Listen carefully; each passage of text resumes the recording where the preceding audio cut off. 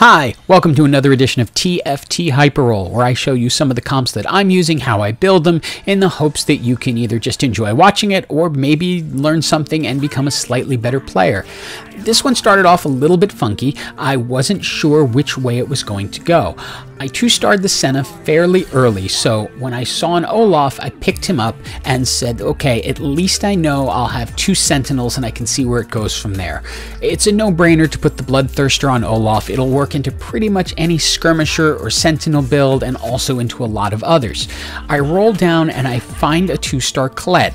So at this point, I just go, you know what, let's stick with this because it'll give me 2 2-stars, and Olaf is pretty strong with a Bloodthirster on, so at least I should be able to win, although it doesn't always work out that way, as you can see, even though it was close. Still not sure where this is going. I'm looking more towards the Skirmisher and Sentinel side of things, as that seems to be what I have access to, especially after picking up Cannon and Udyr. But putting in 3 1-star Skirmishers is not really going to help, so at this moment I choose to just tank up Kled as much as possible and luckily find an Olaf that takes me up to 2 stars. That way I can stop losing and start possibly winning fights. As you can see, the Sunfire Cape helps out a ton as it burns them, makes it impossible for them to heal, and goes on. This was a tough one, but I chose to go with the loaded dice because in the Skirmisher build, sometimes you get stuck late looking for the absolute key characters you need to complete the build. Put out an Udyr just to add to the number of characters on the board, flip the Senna for a cannon, so I'm triggering Hellion and Skirmisher. And at this point in the video, while we're watching this fight, let me just tell you what this channel is about. It's called Mission4Tution because we are trying to raise money for our son's middle and high school education, since he has to go to a special school. We're not asking for donations or anything like that. All you need to do is watch the videos, and if you can throw a like on it, it helps it go out to more people. You're about to see some quick flipping here because I get rid of the Kled, decide to put in the Udyr to put the Sunfire Cape onto Irelia. I then switch over to Senna so that I can have 3 Skirmishers and 3 Sentinels, so I'm getting the absolute maximum buff possible.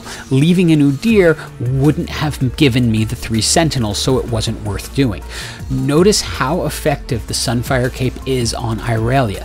She's very hard to take down because her ult keeps her from taking a lot of damage. Very similar to the way Pantheon was in the last half of the set.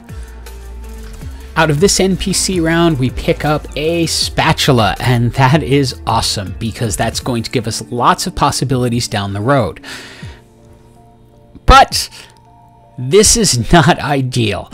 I was hoping for an item that could go onto Olaf as a damage item. However, the Radiant Redemption is going to be a good healing item, so I put it on Irelia since I know, like Pantheon was last set, she will stay up a long time and it will allow her to heal. Of course, I'll have to get her to 2-star, but I'm hoping that's not going to be too much of a challenge. With the Bloodthirster on Olaf, he's able to gain health, and with Irelia running next to him, she's able to keep him up as well. I pick up the BF sword, and the reason was that I was planning on making a Skirmisher buff. You'll see in a little while why I say was, but my initial plan was to make a Skirmisher buff out of it and use that down the line. We've added in a Rakan for some extra healing, but even that is not enough to get through this Nightbringer team with a pretty well itemized Yasuo. Although he's not 2 stars yet, it's still enough to get through us at this point. Right here, I grab the sparring glove, and then I take that sword that I was planning on using and turn it into an Infinity Edge. This moment, I'm actually realizing my mistake and going, I just screwed this game. I have probably done it in. And my plan was to go 6 Skirmishers and 6 Sentinels. And I realized with that mistake, that is not going to work anymore because I can't guarantee I'm going to be able to make a Skirmisher emblem. So I just pull out the Sentinels and decide to go straight to the 6 Skirmishers in the hopes that I can go on a win streak. And here we can thank our lucky stars for that redemption item that we got, because as you can see right here how long it keeps Irelia up and allows her to finish off the rest of that team. We 2-star the cannon and get lucky enough to get a Jax. Jax is going to be the key to going forward in this. He's going to be necessary. Obviously, we don't need Jax for the NPC round, and luckily, we get a sword. So now I can absolutely make that Skirmisher buff. At this moment, I'm kind of annoyed with myself for giving up on my original plan, but instead, I could actually go for 9 Skirmishers, which hasn't been that easy to reach overall. But that means selling the Udyr, because I already have a second silver Udyr on the bench, itemizing Jax, and then creating our Skirmisher. We use Senna for the Skirmisher because just having a 7th Skirmisher is good, because they will, even though they haven't taken you up to the next level, continually gain attack damage throughout the entire match. Unfortunately, we ran smack dab into a 4 Cannoneer team that can pour out damage at this point much faster than we can build it, and very quickly they are able to tear us apart. It's going to take a little bit more to bring this on. And we have to thank Rito for giving me 3 Reforgers, because everyone needs 3 Reforgers, don't they? But it giveth, it taketh, it giveth again, and I hit the jackpot. Yep, joke's in from my kid. Since it doesn't look likely I'm going to get a rapid fire cannon, I choose to put the Quicksilver Sash on Jax to keep him from being CC'd. Normally I'd use the rapid fire cannon so that I can move him back out of CC range, but in this case I'll let him stay up close and personal, but he won't be able to be disabled. This will give him the time to build up strength. With each passing second he's gaining attack damage, he's also healing, and every single one of his attacks is crit, allowing him to win that fight. The Ionic Spark goes on Irelia because, again, she is staying up a long time.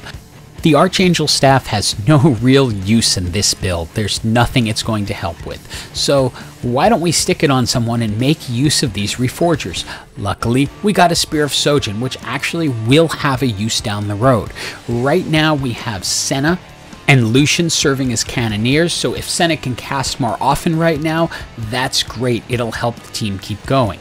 Ultimately, I'm likely going to want to move this all over to Lucian, because him having the Skirmisher buff and gaining attack damage will help with his ult.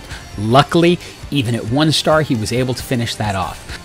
We silver up the Lucian, but it's not time to go up to the full Skirmishers yet, as we're not level 9. We run into this team of Redeemed that has a ton of power.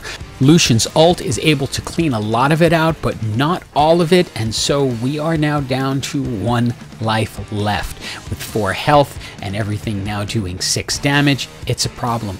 We use our loaded dice in the hopes of picking up the next Skirmisher, but it doesn't happen. However, on the next roll, we get 2 Viegos, so we didn't really need the loaded dice for that, did we?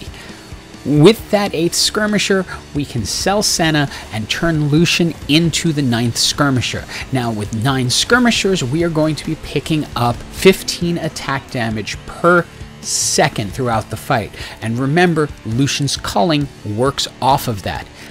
There are a lot of great items here, but with 2 Viegos, the Nico's help is the way to go, because we immediately want to bring him up to 2 stars. There's no question about that. I had a small thought to try and reforge the Zephyr into a damage item, but when you're dealing with Skirmishers, they are gaining additional attack damage every second, 15 in this case. So if you can take someone off the board for even a few seconds, it's going to allow the rest of your team more time to power up. You can see here that Jax just becomes a killing machine and is able to take down a large part of their team and lead the damage board. With 2 of us left, this is going to be all about positioning. This is that Redeemed team that absolutely destroyed me before. My goal is to take their Vel'Koz off the board for a short amount of time so my characters have a chance to gain as much attack damage as possible. They appear more worried about putting a Shroud of Stillness over my Jax. However, that's not going to matter that much to me because they are not going to be able to kill Jax in the amount of time it's going to take him to get to his first cast, even with the enhanced Shroud of Stillness on him. Gaining 15 damage per second has made Lucian's ult, even without the Cannoneer buff, absolutely devastating, taking out almost their entire team and leading to a victory. Hope you enjoyed this video and have an absolutely awesome day.